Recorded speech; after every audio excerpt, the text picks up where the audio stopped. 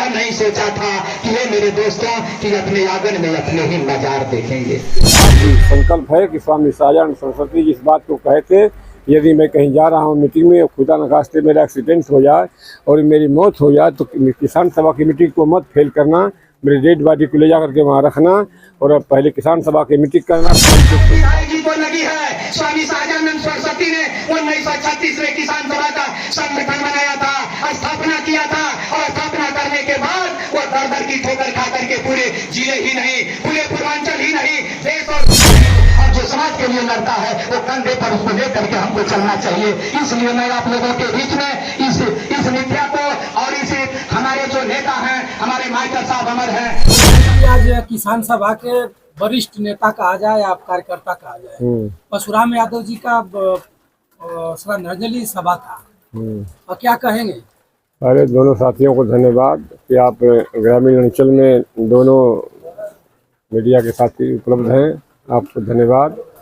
आप जानते हैं कि पूरे गाजीपुर जनपद में इस समय किसान सभा अशोक मिश्रा के नेतृत्व में पूरे हर विकास खंडों का हो रहा है सम्मेलन, बड़े पैमाने पर किसानों को जगाया जा रहा है।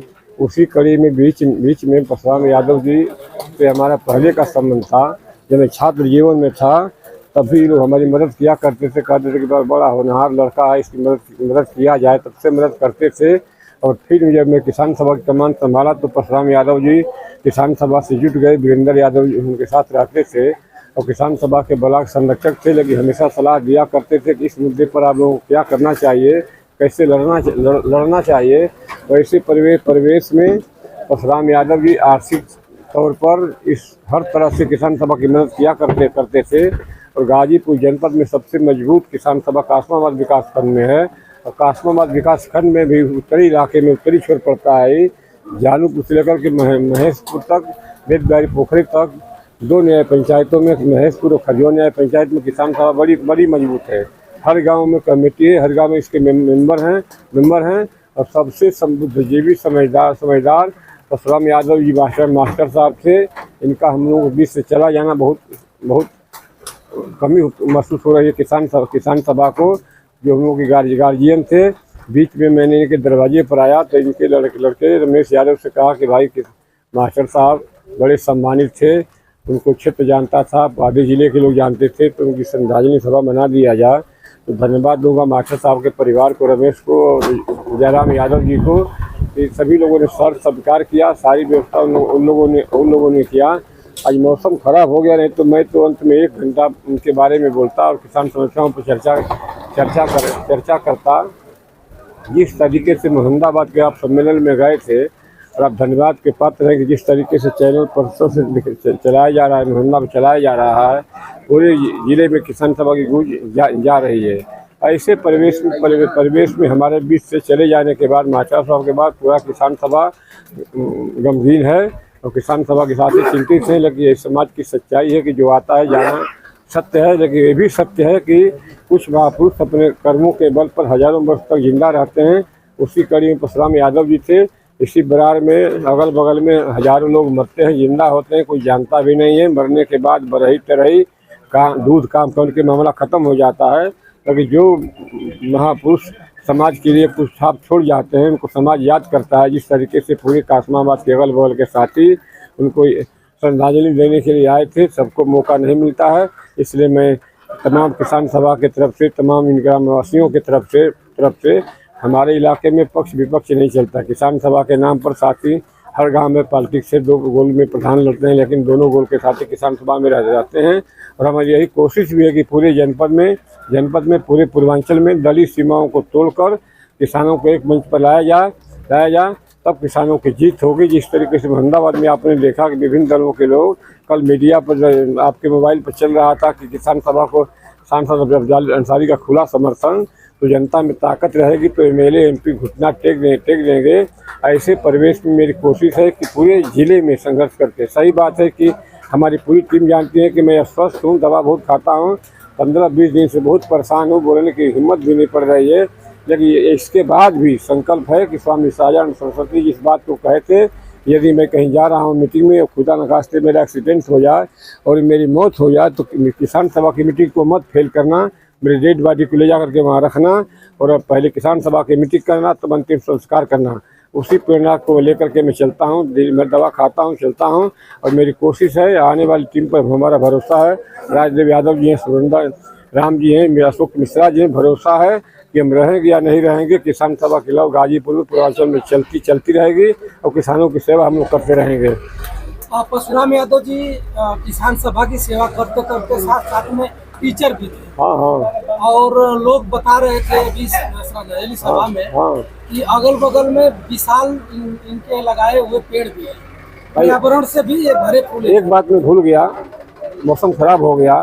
परशुराम यादव और वीरेंद्र यादव का एहसान किसान सभा पर इसलिए भी बहुत भारी है कि हमारी किसान सभा के जब मैं कमान संभाला तो उसके पहले परशुराम यादव और वीरेंद्र यादव प्रधान इस इलाके में एक सामाजिक न्याय मोर्चा बना करके संघर्ष कर रहे थे। लेकिन जब 2009 में मैं थाने का घेराव किया किसान सभा के बैनर के तले, तो आकर आग्रह किया वीरेंद्र जी से, परशुराम यादव मास्टर साहब से, तो मैं कहा कि मास्टर साहब जिस लक्ष्य को लेकर के आप चल रहे हैं सामाजिक न्याय मोर्चा के तहत, उसी लक्ष्य को हम लोग किसान सभा के बैनर के तले लगेंगे। ये किसान सभा का बड़ा संगठन है, आप मेरे साथ आ जाइए।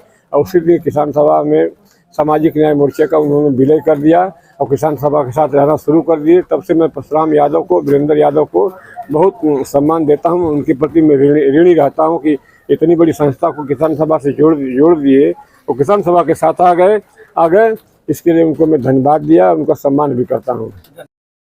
वीरेंद्र जी नेता हैं, कम से कम हम लोग महसूस कराएंगे। विधायक जी हमारे बैठे हैं, समझौता हुआ वो दोनों जिंदा हैं। वो नहीं जानते होंगे कि जिसके लिए मास्टर साहब ने सही रास्ते पर लाने के लिए उन्होंने इतनी बड़ी भीड़ा को उठाया था, क्या वो दोनों टीचर सेकंडपुर के नहीं जानते होंगे कि आज मास्टर साहब की शोक श्रद्धांजलि मनाई जा रही है। कम से कम एक दिन आकर के अपना 1 घंटा 2 घंटा का जो आदमी समय नहीं देगा। इसीलिए मैं मंचों पर ऐलान करता हूँ और चैलेंज करता हूँ कि ऐसे राजनीति करने वाले, जो सिर्फ वोट की राजनीति करने वाले जो सौदागर हैं, उनके मंसूबों को हम लोगों को ध्वस्त करना चाहिए। और जो समाज के लिए लड़ता है वो कंधे पर उसको लेकर के हमको चलना चाहिए। इसलिए मैं आप लोगों के बीच में इस मिथ्या को और इस हमारे जो नेता हैं, हमारे मास्टर साहब अमर हैं, वो जो संयोजक थे, हम भले कितना हो या हम उनके बालक हैं, हम उनके राजनीति में उनके हम लोगों ने लोग शिष्य हैं। हमको खुशी इस बात की है कि हमको तो नेता पैदा करने वाले कम्युनिस्ट पार्टी के हमारे चाहे राजेंद्र यादव हो, विश्वनाथ शास्त्री हो, लक्ष्मण यादव थे, जयराम सिंह राजनीतिक गुरु थे। हम तो भाई विद्यार्थी जीवन में जब पढ़ रहा था तो हम भी होनहार थे, हम भी चाहे होते तो नौकरी पा गए होते। लेकिन मैं समझता हूँ कि इसी तरह अन्याय का विरोध करने के लिए, मैं किसी भाई का विरोध करने के लिए मैं जनता की अदालत में कूदा। और 1900 समझता हूँ कि 88 से लेकर के आज 2026 का अंतराल चल रहा है और आपके बीच में हमेशा मैं चलता हूँ। और जब चुनाव आता है तो हम समझते हैं, हमें तो भाई सबके बात कहने में कोई हिचक नहीं आती है। उस समय आपको ये नहीं दिखाई देता है, अरे भैया बर खोजा जाता है, शादी ब्याह में बर और घर ढूंढा जाता है। अगर बर बढ़िया मिलता है, घर बढ़िया मिलता है तो परिवार को उम्मीदें जग जाती है। और मेरे जैसे आदमी को इस क्षेत्र से मैंने जिला पंचायत का चुनाव लड़ा था और आप लोगों ने जीत का नहीं हार मैं स्वीकार किया था कि कम से कम जनता के बीच में अगर सही लोगों का आप लोगों ने मूल्यांकन करके आप अपने छोटे स्तर से लेकर के बड़े स्तर तक नहीं भेजने का काम करेंगे तो यह समाज इसी तरह मैं समझता हूं कि हम लोग ढूंढते रह जाएंगे। हार जाने के बाद, जीता लेने के बाद आप पछताते हैं, मुझसे बहुत गलती हुई और गलती का पछतावा पहले क्यों नहीं? मूल्यांकन होना चाहिए। आपके बीच में कौन जाएगा? राजेंद्र यादव नहीं होते इस क्षेत्र इस इलाके में, मैं चैलेंज करके जा रहा हूं। वो सही साथी कहा करते हैं कि इस देश में 77 वर्ष की आजादी बीतने के बाद भी आज भी जिस देश के अंदर गरीबों के सम्मान और स्वाभिमान की बात आती है, इस देश में बाबा साहब डॉक्टर B.R. अम्बेडकर हमारे बीच में नहीं है। लेकिन बाबा साहब डॉक्टर B.R. अम्बेडकर को नेताओं ने जब चुनावी समय में जनता की अदालत में बाबा साहब के संविधान को खतरे का सवाल खड़ा हुआ तो पहले नेता क्यों जान जाते हैं? इसीलिए कि वो पहुंचे हुए फकीर हैं। जो इनको लगी है, हमारे विधायक जी को लगी है, स्वामी सहजानंद सरस्वती ने 1936 में किसान सभा का संगठन बनाया था, स्थापना किया था और स्थापना करने के बाद वो दर की ठोकर खा करके पूरे जिले ही नहीं, पूरे पूर्वांचल ही नहीं, देश में जाकर के उन्होंने ढूंढ करके देखा कि आखिर हमारा भगवान कौन है। तो उन्होंने भगवान रूपी देखा जो किसान अन्न पैदा करता है, जो जमीन को फाड़ करके अन्न पैदा करता है, उन्हीं को भगवान मान करके आज वो स्वामी सहजानंद सरस्वती के संगठन पर हम लोग चल रहे हैं। और उन्होंने इस बात को कहा था, उन्होंने इस बात को सोच समझ करके हम लोगों के बीच में कहा था कि जो अन्न वस्त्र उपजाएगा, स्वामी सहजानंद सरस्वती ने कहा है कि जो अन्न वस्त्र उपजाएगा, जो कानून बनाएगा, भारतवर्ष उसी का होगा, शासन वही चलाएगा, शासन वही चलाएगा। ये किसी में दम नहीं है, किसी नेता में ये दम नहीं है कि जो ये बात विधायक जी करते हैं, उत्तर प्रदेश का मुख्यमंत्री और प्रधानमंत्री बनने वाला व्यक्ति इस बात को इस मंच से ऐलान कर दे। टीवी पर, टेलीविजन पर हमारे पत्रकार, हमारे जो बंसराज भाई हैं, इनका जो चैनल चलने लगता है तो लोगों का रोआ खड़ा हो जाता है। ये लोग कलम के सिपाही हैं, कलम के बादशाह हैं, इस समाज के आईना है, दर्पण है। यह दर्पण को सही तरीके से वह जनता के बीच में पेश किया जा रहा है कि आप देखो इस देश में आज देख रहे हैं, न महंगाई पर बात हो रही है, न भ्रष्टाचार पर हो रहा है, न अत्याचार पर हो रहा है, न दुराचार पर हो रहा है। हमारी माँ बहनों को नींगे नचाया जा रहा है। आज भी नींगे 77 वर्ष की आजादी में पिस्टल रख करके नींगे मारा जा रहा है, मौत के घाट उतारा जा रहा है। और हमारा देश का प्रधानमंत्री ही नहीं, उत्तर प्रदेश का मुख्यमंत्री कहता है प्रदेश सकुशल शासन हमारा स्व अच्छा चल रहा है। हम कहना चाहते हैं, उठा करके पढ़िए, हत्या करने वाले दूसरे लोग हैं। और मैं समझता हूं बंसराज जी हैं, रवि यादव को तो मैंने देखा कि कहां से उठा करके उनकी हत्या कर दी गई। आज एक बिंद की जो हत्या हुई है, जो कल लाश आई थी, जो उनका जो जमावड़ा था, जो हुजूम था गांव के अंदर, लाश को रोक करके प्रदर्शन किया जा रहा था। यह हम लोगों की बात लोगों को समझ में नहीं आएगा। अरे मेरे भाइयों, मेरे मालिकों, मेरे लोगों, 5 साल में वोट आएगा, 5 साल के बाद आप वोट का कहीं आप अपने विवेक से आपको करना है, लेकिन 5 साल के बाद हमको जिंदा रहना है कि नहीं रहना है। हमको किसान सभा में क्या है, विधायक जी कहते हैं इस क्षेत्र, इस इलाके में ये जो संगठन बना है, 20 रुपया हमारी मेंबरी फीस है। क्यों ये 20 रुपया की मांग करते हैं? ये इसलिए 20 रुपया की मांग करते हैं कि इसी से हमारा जिला चलेगा, इसी से प्रदेश चलेगा, इसी से हमारा देश चलेगा। इसलिए आपसे 20 रुपया कोई मांगता है। अगर कोई आदमी हमको 20,000 रुपया देगा तो वो 50,000 कमाने की उम्मीद रखेगा। इसलिए मैं कहना चाहता हूं कि हम लोगों के लाल झंडा और किसान सभा के लोग बेदाग हैं, इसलिए आप लोग सहयोग करिए। इसी के साथ हमने सोचा था कि चमन की बहार को देखेंगे, हमने सोचा था कि चमन की बहार को देखेंगे, इस गुलशन में बुलबुल का प्यार देखेंगे। पर मैं यह नहीं सोचा था कि ये मेरे दोस्तों कि अपने आंगन में अपने ही नजार देखेंगे।